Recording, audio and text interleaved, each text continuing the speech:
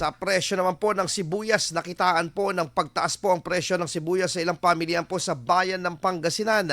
Sa Lingayen Public Market, nasa 70 hanggang 80 pesos ang itinaas po ng kada kilo ng naturang produkto. Ayon po sa mga ilang tindera, naubos na di umano kasi ang stocks nila ng sibuyas, kung kaya't may mga sariwa o bagong ani ng sibuyas ang kanilang itinitinda. Ang inilala kong sibuyas ng mga ito umano ay maliliit kumpara noong huling ani.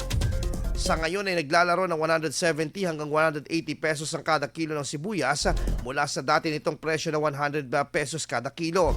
Samantala, inihayag po ni Agriculture Secretary Francisco Chu Laurel na inaprubahan na po nito ang pag-i-import sa bansa ng pula at puting sibuyas na inaasahang darating sa susunod na 2 linggo. IFM News. IFM News.